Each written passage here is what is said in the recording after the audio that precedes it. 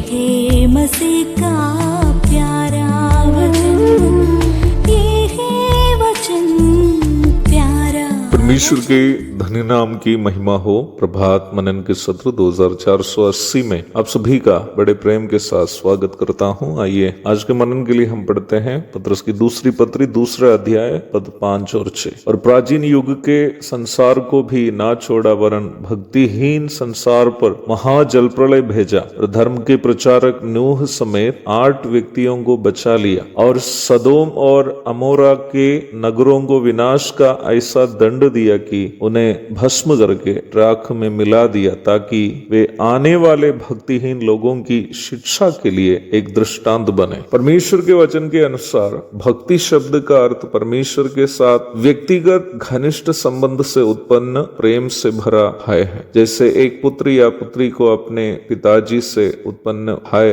जो पिताजी से करने वाला गहरा प्रेम का संबंध से होता है। निम्न प्रकार का भय अपने पिताजी से रखने वाला एक बेटा या बेटी पिताजी की अनुपस्थिति में भी उन गलतियों को नहीं करेगा जो पिताजी पसंद नहीं करता है। जब वर्तमान संसार के लोगों को भक्तिहीन करके वचन बुलाता है, उसका अर्थ यह है कि परमेश्वर से मिलने वाली सारी आशीषों का अनुभव करते हुए भी परमेश्वर से न प्रेम न भय रखने वाला एक समूह है वर्तमान समूह। संसार में मनुष्य को मिलने वाले सभी प्रकार के सुख सुविधाएं परमेश्वर की आशीषें हैं। वो चाहे अच्छे माँ बाप हो, अच्छा सेहत हो, अच्छा मौसम हो, अच्छी नौकरी हो, खेत का उपज हो, अन्य कोई भी चीजें हो, यहाँ तक रात में अच्छी नींद मिलनी भी परमेश्वर की आशीष है। मैं कभी कभी कोई पर्यटन स्थल में जाता हूँ, ढेर सारे लोग वहाँ के सुंदर प्रकृति की नजारा देखने के लिए आते हुए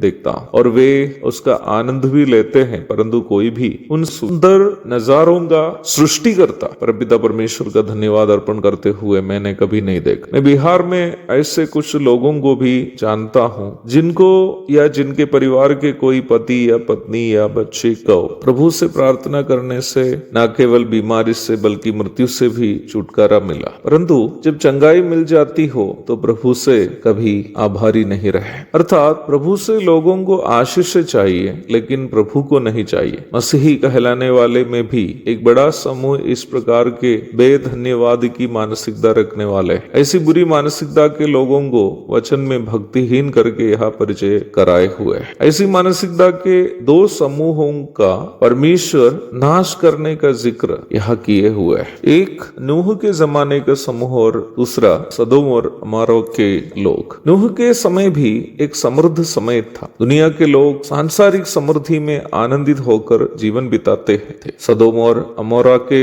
विषय में वचन में ये लिखा है कि परमेश्वर नाश करने के पहले सदोम और अमोरा अदन की वाडिया के समान भूमि थी। उत्पत्ति 13:10। परंतु इन दोनों जगहों में लोगों का समृद्धि उन्हें पाप अधिक अधिक करने के लिए उन्हें प्रेरित किया। इन दोनों समयों में लैंगिक अराजकता अति भयानक था। सदोम और अमोरा समलैंगिकता की एक प्रकार राजधानी थी। सदोम और अमोरा में पुरुष और स्त्री के बीच जो अनैतिक संबंध होते थे वो आम बातें थी। इसलिए लूत भी अपने बेटियों को घर में आए हुए मेहमानों से संबंध बनाने के लिए घर घेरे हुए पुरुषों के सामने भेजने के लिए हिचकिचाया नहीं।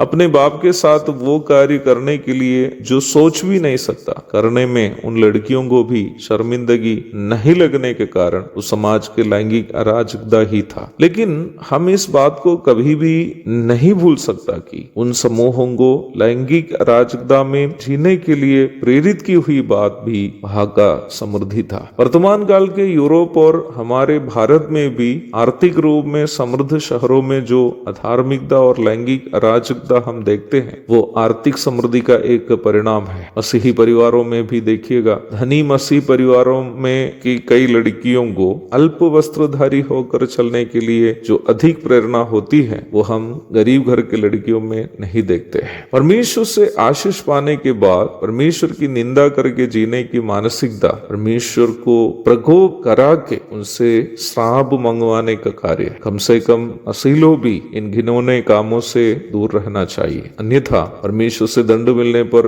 बिलक बिलक कर रोने के अलावा दूसरा कोई चारा नहीं होगा। एक और शुभ दिन की धन्य कामनाओं के साथ आज का मनन में यहाँ समाप्त करता हूँ। प्रभु आप सबको आशीष दे। आमीन।